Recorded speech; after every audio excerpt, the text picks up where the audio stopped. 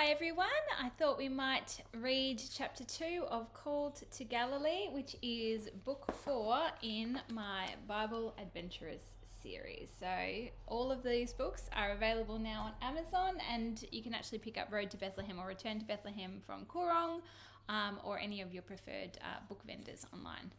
Okay, so Called to Galilee, chapter 2, The Choice. For we are God's handiwork, created in Christ Jesus to do good works, which God prepared in advance for us to do. Ephesians chapter 2, verse 10. Jesus patted Joshua on the shoulder. Simon, perhaps you can get the children some more comfortable clothing and show them around? Joshua frowned.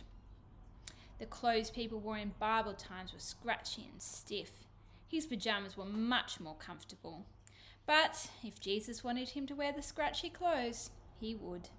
He took the tunic Simon offered him and ducked inside the tent to change. Then he and Hannah followed Simon through the camp.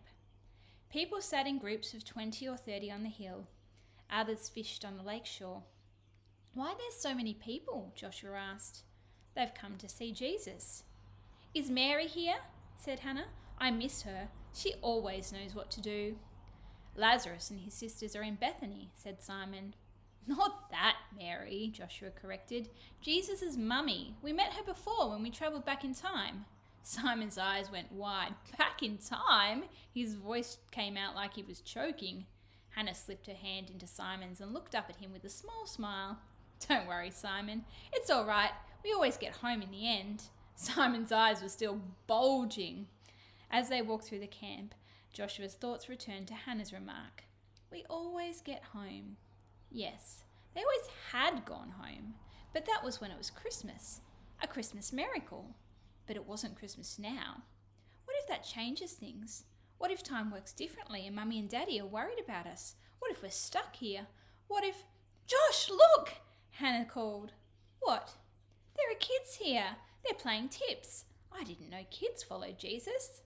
Farther down the hill, children dashed across the dusty slope. One tipped another, who shouted with glee and sprinted in the opposite direction. Many children come and go with their parents, said Simon. Where have they come from? Jesus asked. All over the place. I'm hungry, Hannah said. Why don't we get you some breakfast? Simon led them back to the campfire and passed each a bread roll and some dates. Joshy, Hannah said between mouthfuls, we should stay, don't you think? I want to see Mary again before we go home. Didn't Simon say Mary isn't here? Joshua asked. Well, no, not now she's not, but she might come and visit. I don't know. What about our mummy? We see her every day. Hannah waved her hand. If you go, I'll go too. I don't want to be here by myself. Last time it was scary. Last time, he and Hannah had woken up in separate places. Even though they had reunited, it had been frightening until he had found Jesus. I don't know, Joshua said slowly. I don't know why God has called us now. It doesn't make any sense. Time travel was impossible for people, but nothing was impossible for God. Perhaps I can help, said Simon. How would this man be able to help them? I bet he doesn't even believe in time travel.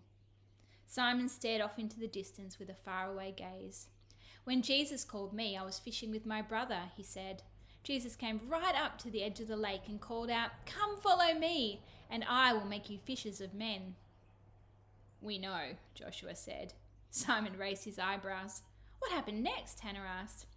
Simon smiled. My brother Andrew and I looked at each other and we just knew. This was who we had been waiting for. If we didn't follow Jesus, we would regret it for the rest of our lives. We left our nets immediately. What happened to your nets? Joshua asked. It was pretty irresponsible to leave them on the bank of the lake. They wouldn't be cheap, and anyone could just come and take them. Simon shrugged. I'm sure someone picked them up. At the time, nothing else mattered except the call. I follow Jesus too, Hannah said eagerly. I said the prayer and everything. A wise decision, said Simon. Joshua said nothing. Imagine leaving your job and walking away from all your stuff because Jesus called your name. Joshua had said a prayer too, like Hannah, but it hadn't cost him anything. Mummy made him a cake to celebrate. Uncle Michael took him out to the river and bought him a chocolate muffin and a milkshake. Auntie Kieta gave him a new devotion book and a big squeezy cuddle. In her letter, she said she was proud of him. At school, his teachers prayed and thanked God for calling Joshua into his kingdom. No, Joshua hadn't lost anything. It would have been harder to ignore the call than to accept it. But then, had he accepted it? Had he really? He thought back to his normal life. He got up in the morning and read a book, same as always. Mummy made him breakfast. He got ready for school. He did his homework. He played on his computer. One day rolled into the next. Each day he woke up full of plans about the next program he was going to write or the next discovery he was going to make. Auntie Kieta said Jesus was his boss. Jesus should be the most important thing in his life. But was he? The only times Jesus crossed his mind was when they said grace at mealtimes and when Mummy prayed with him before bed. Am I truly following him? The thought made Joshua uncomfortable. Simon's life was different. He'd gone from being a fisherman to travelling with Jesus. Joshua's life looked exactly the same as it always had. How did you know? He asked abruptly. Simon looked up from his conversation with Hannah.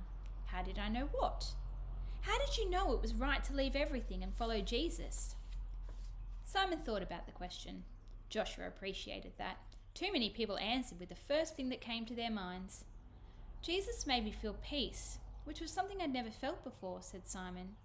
It didn't matter that I was an uneducated man with a fishing boat. Jesus brought meaning. He shrugged, giving a little laugh as he spread his hands in front of him. Fishing is just for a day, then the fish is eaten, and we go back again. Peace with God, though, that's something that lasts forever. If I can feed people's souls, well, that's something that will live on even after I die. I like telling people about Jesus too, Hannah said, but sometimes it's hard because I'm shy. Sometimes the things that are the most worthwhile are the hardest to do, said Simon. Joshua nodded.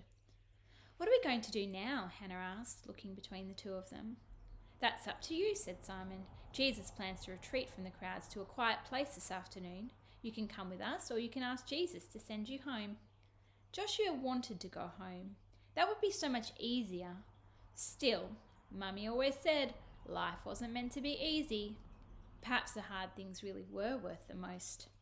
I think we should stay, actually. The words surprised him as they came out of his mouth. And that's the end of the chapter. And this was the picture for this chapter, which is Jesus calling Peter and his brother, or Simon and his brother. So yeah, I hope you enjoy it. And if you did enjoy it and you want to check out more, then you can read it on Amazon in paperback or ebook, and it's available on Kindle Unlimited if you are a member. I hope you're having a great day, and I'll talk to you all later. Bye.